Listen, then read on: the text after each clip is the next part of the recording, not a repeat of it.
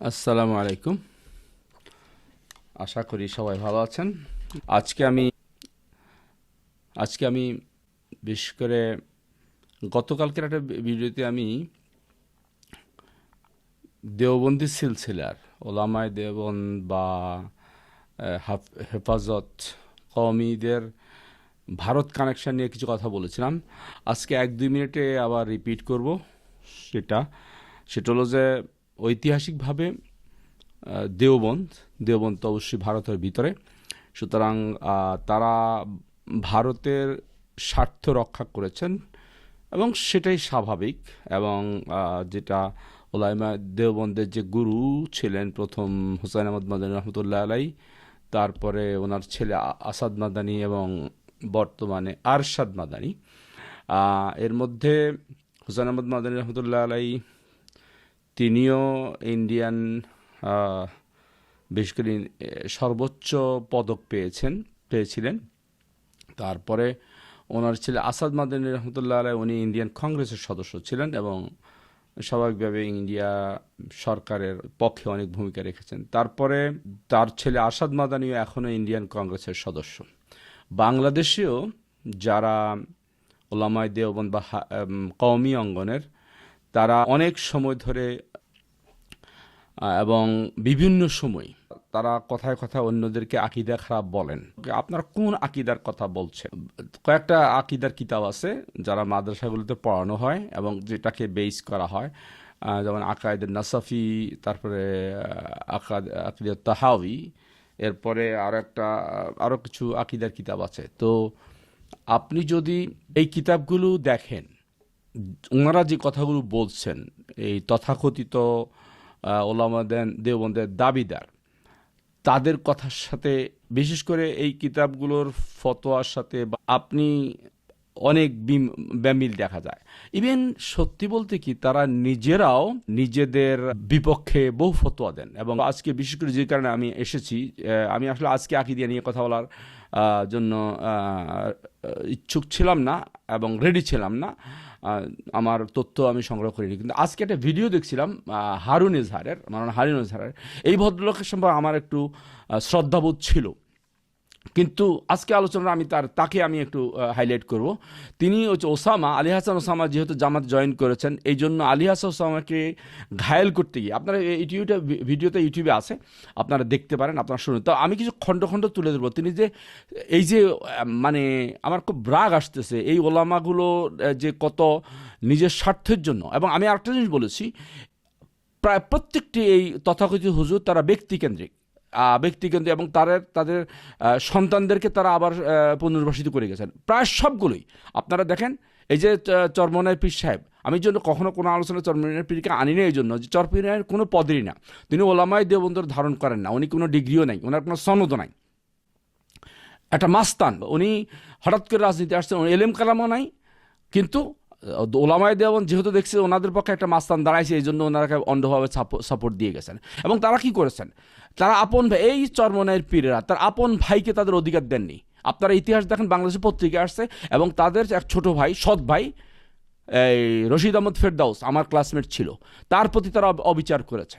এবং তার এই তখন আমি 1985-86 দিকে আমি তখন দেখেছি, আপনারা এখন বোধহয় আরও কোটি কোটি টাকা সম্পদ, এরা শুধু সম্পদ করেছে, জনগণের টাকা পকেটে ঢুকে নিজের সম্পদ করেছে।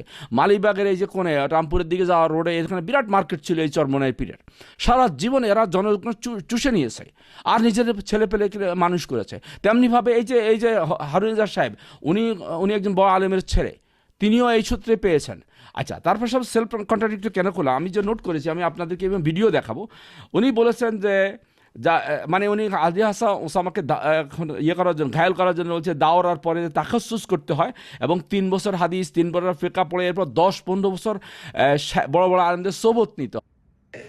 এদের আকীদার পড়াশোনা কতটুকু? আরে ভাই, দাওরা হাদিস পড়ার পরে এরপর তাখাসুস করতে হয়।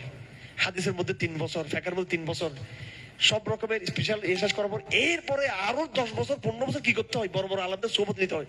কথা বুঝে আসছে আপনাদের? তারপর উনি বলছেন 40 বছরের গোড়ার দিকে কিছু এলেম অর্জন হয়, তারপরে কি 40 বছরের গোড়ায় গিয়ে এরপর পারে, তারপরে কি কিছু কিছু এলম অর্জন হয়।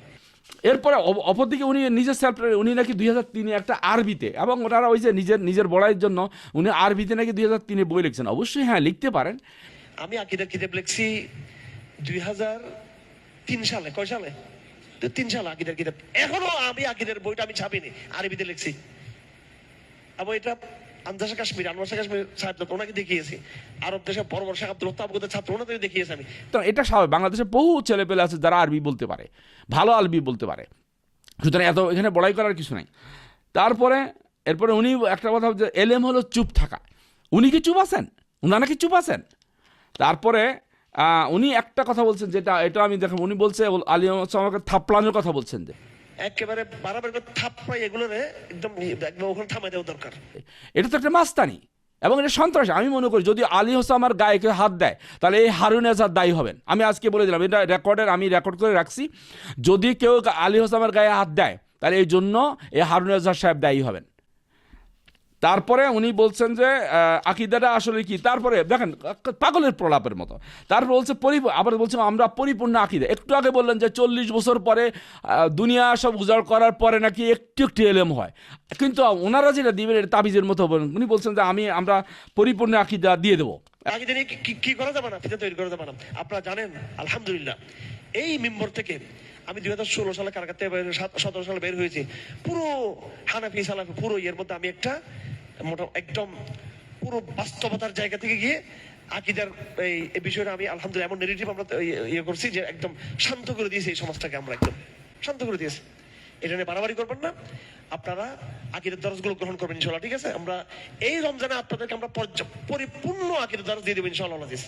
এটা এখানে কার নাম আছে আমি জানি না, এটা আমি নিজে এখানে আমাদের হেলাল উস্তাদ আছেন এখানে, অনেক বড় আলেম, তরুণ আলেম, অনেক যোগ্য আলেম। ওনার থেকে পুরো আকিদার ধরে নেবেন, পুরো আকিদার ধরে নেবেন। মাওলানা হেলাল সাহেব উনি ক্লাস শুরু করছেন নাকি? আপনাদেরকে শুরু করবেন, অচিরে শুরু করবেন, কাল পরশু শুরু করবেন। এবং উনি বলছে যে লাস্ট ফিনিশিং আমি দিয়ে দেবো, এবং লাস্ট ফিনিশিংটা ইনশাআল্লাহ আমি দিব আপনাদেরকে, ইনশাআল্লাহ কোনো সমস্যা থাকবে না। তারপরে এরপর আবার উনি বাড়াই করে যে আমাকে নিয়ে অনেক গবেষণা চলে। হুজুর আপনার আকিদা কি? আমার নিয়ে বহুত গবেষণা চলে, খুব গবেষণা চলে।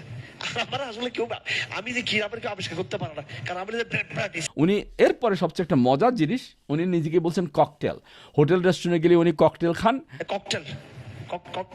ককটেল মানে ওই যে মিক্স ফ্রুট আর কি, এটা ককটেল বলে। এটা ও তো না না, ওইটা ওই পলিটিক্যাল ককটেল। এটা চাইনিজ হোটেল গুলো দেখলে পাওয়া যায়, বা বিভিন্ন অর্ডার দিলে। হ্যাঁ হ্যাঁ, মিক্স। এটা হচ্ছে কি, মিক্স গুলোকে কি বলা হয়? আর খুব হাসি লাগছে, কষ্ট লাগতেছে আমার কাছে, যে যাক একটা জিনিস জানলাম যে উনি ককটেল খান। তারপরে আমরা যে আমেরিকা থাকি, ককটেলের নাম আমরা শুনেছি। আমরা মনে করছি ককটেল হারাম, সারা জীবনে জানি না অবশ্যই এটার প্রকারভেদ আছে কিনা। তারপর আমি গুগল করা শুরু করলাম, এই ককটেল গুগল করার পর দেখলাম যে ককটেল কি আছে, এই যে মার্গারিটা আছে, তারপরে টাকিলা আছে, এগুলো হলো মদ। এবং তারপরে আমি আরেকটা গুগল করে ইজ ককটেল অ্যালকোহলিক, আমি উত্তর বললাম ইয়েস। তো আমি এখন শেষ প্রশ্ন রাখতে চাই, হারুন এজাজ সাহেব আপনি কি ককটেল খান? এটা তো অ্যালকোহলিক। আপনি নিজেকে ককটেল বললেন এবং হোটেল রেস্টুরেন্টে ককটেল খান বললেন। আস্তাগফিরুল্লাহ। আপনারা অনেকবার বাড়াবাড়ি করেছেন এবং আপনারা সবসময় নিজের স্বার্থ দেখেছেন। একবার দুইবার না, হাজার হাজার ঘটনা আছে। যে বললাম আনাস মাদানির কথা বললাম, এবং এই যে চরমনায় পীরের কথা বললাম, ফয়জুল করিম আর আরেকজন কি আছে না, কি করিম, দুইজন। তারপরে তাদের ছোট ভাই নিয়ে ছোট ভাইয়ের সম্পদ আত্মসাৎ নিয়ে বাংলাদেশের পত্রপত্রিকা অনেক উঠেছে। কিন্তু আজকের এই যে তথাকথিত বুদ্ধিজীবীরা, সুশীলরা কিন্তু এটা নিয়ে কেউ কথা বলে না, কারণ ওনার তো এই চরমনায় তো ওদেরই পাপেট। এবং চল্পনায় তো কিন্তু যেটা আমি যা বলেছি, যে ওনারা কিন্তু সারা ভারতের স্বার্থই রক্ষা করেছেন, ওনাদের পিতৃপুত্ররা সেটাই করেছেন। সুতরাং আপনি যদি এই প্রশ্নে আসেন, বাংলাদেশ আর ভারত প্রসঙ্গে আসেন, তাহলে আপনাকে বিচার করতে হবে যে আসলে আপনি কোনটা চয়েস করবেন। এরপরে সর্বশেষ কথা বলে শেষ করছি, যে আমি আবার আকিদার প্রসঙ্গে, কোন আকিদা? আপনি কি সুন্নিদেরকে অস্বীকার করবেন? আহলে সুন্নাত ওয়াল জামাত যারা দাবি করে তাদেরকে আপনি মুসলমান মনে করবেন না? তেমনিভাবে যারা ইসলামী যুগে থেকেই, হ্যাঁ আপনি সেটা পছন্দ নাও করতে পারেন, এবং আপনি ইসলামে রাজনীতি হারাম বলতেই পারেন, আবার যদি হারাম রাজনীতি বলে আবার রাজনীতি করতেও পারেন, সেটা আপনার ব্যাপার। কিন্তু একটা গ্রুপ আছে যারা বিশ্বাস করে তারা রাইট রং সেটা পরের কথা, কিন্তু আপনি অন্য গ্রুপকে হারাম বা কাফের বলতে পারেন না, ফিরকা বাতিলা বলতে পারেন না। আপনাদেরকেও তো অন্যরা ফিরকায় বাতিলা বলে, কিন্তু আপনার যদি সীমার মধ্যে থাকেন, অন্যের প্রতি শ্রদ্ধাবোধ থাকে, হ্যাঁ তাদের আকীদা খারাপ এতটুকু পর্যন্ত থাকলে আমার মনে হয় যথেষ্ট ছিল, কিন্তু আপনারা যখন সীমা অতিক্রম করছেন তো অন্যরা সীমা অতিক্রম করবে। যাক, আল্লাহ আমাদের সবাইকে মাফ করুক। আসসালামু আলাইকুম। আসসালামু আলাইকুম। দয়া করে এই ভিডিওটি লাইক এবং শেয়ার করুন এবং চ্যানেলটি সাবস্ক্রাইব করুন। ধন্যবাদ।